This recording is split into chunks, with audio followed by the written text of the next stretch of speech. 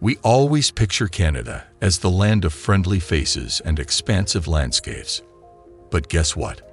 There's something beneath its icy exterior that's blowing minds globally.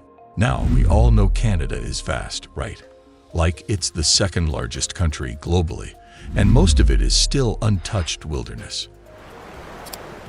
Did you know it spans a jaw-dropping 4,600 kilometers from north to south and 5,500 kilometers from east to west? That's enough ground to make your head spin. First, let's talk about the West Coast, or the Cordillera region. Imagine towering mountains that practically high-five the sky and continue from Alaska. It's like Mother Nature showing off her sculpting skills. And nestled between these giants are lush valleys, like the Okanagan, where they grow some of Canada's finest grapes. Moving away from the mountains, the prairies come into play. Think vast, open fields stretching as far as the eye can see, the backbone of Canada's agriculture. But here's the surprise. Mini deserts in Alberta with gravity-defying hoodoos. It's like walking on another planet. Now let's dive into the heart of Canada, where Ontario and Quebec take the spotlight. Picture rolling hills, lush grasslands, and deciduous forests that could charm even the pickiest nature lover. And let's not forget the majestic Great Lakes, glistening like nature's own jewels. Journey a bit east, and you're met with the breathtaking beauty of Atlantic Canada. Rugged rocky shores, dense forests, and ocean-carved cliffs. It's like a postcard brought to life. But hold on, there's a twist. Newfoundland, with its untouched landscapes, feels like stepping into a time capsule of wild Labrador. Pointing our compass northwest, we encounter three incredible territories: Yukon, Nunavut, and the Northwest Territories. Each holds a unique charm, from the rocky terrains of Nunavut and the Northwest Territories to the lush green forests of Yukon, a true emerald in a sea of sapphire. Picture tall pine trees swaying gently, rivers carving through the landscape, reflecting the azure sky and snowy mountaintops.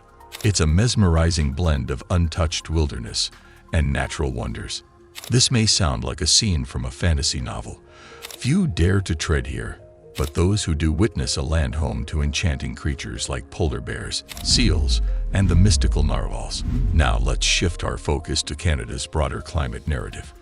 A tapestry of extremes that weave through bone-chilling winters to pleasantly mild autumns.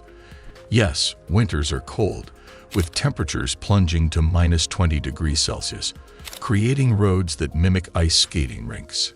But don't be fooled. Canadians will quickly tell you about the refreshing springs, balmy summers, and golden autumns that grace their vast country. Recent studies reveal that Canada is warming at nearly twice the global rate. The Arctic ice, a constant for millennia, is melting every summer, impacting polar bears, seals, and indigenous communities that call the Arctic home.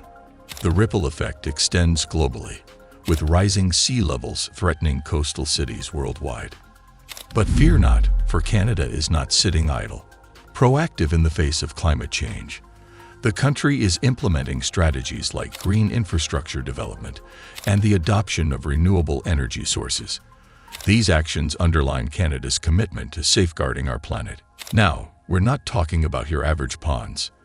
These lakes are the MVPs of Canada, an economic powerhouse, a source of life-sustaining drinking water, and the backbone of countless ecosystems.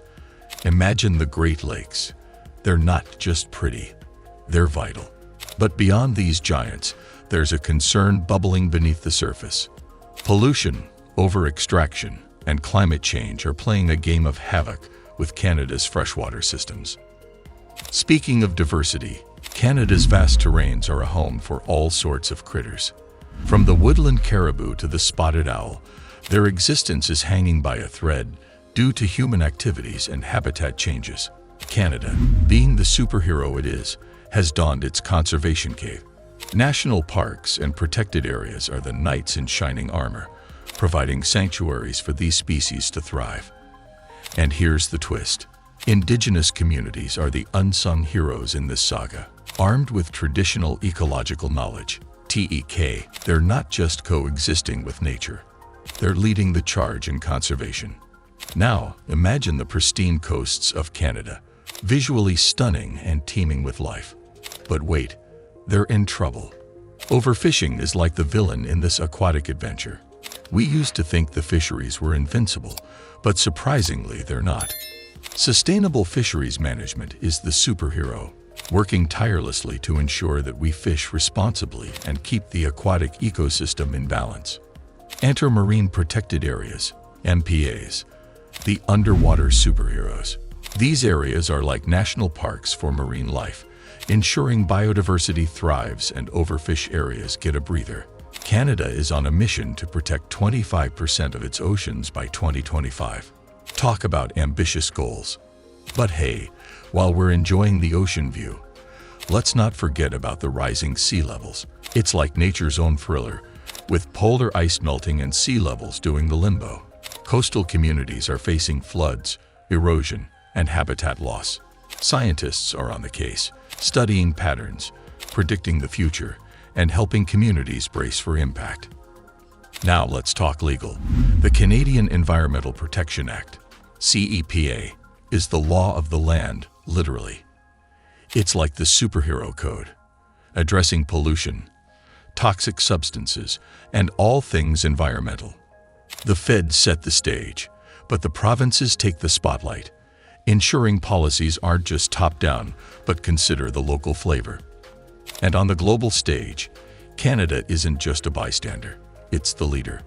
From the Kyoto Protocol to the Paris Agreement, Canada is committed to global standards and often sets the stage for others. Now let's talk about the unsung heroes of this eco-saga, the non-governmental organizations, NGOs. Imagine the David Suzuki Foundation and Greenpeace Canada donning capes in the Environmental Superhero League. These groups bridge the gap between complex scientific research and the everyday person, making sure the public not only understands but also takes action. It's like science meets advocacy, and together, they're a force to be reckoned with. But wait, there's more. Canada is leveling up its game and eyeing a green economy. It's not just about protecting the environment. It's about recognizing its inherent value. Imagine putting a price tag on forests, wetlands, and ecosystems, not to exploit them, but to protect and sustainably use them. It's like giving Mother Nature a seat at the economic table.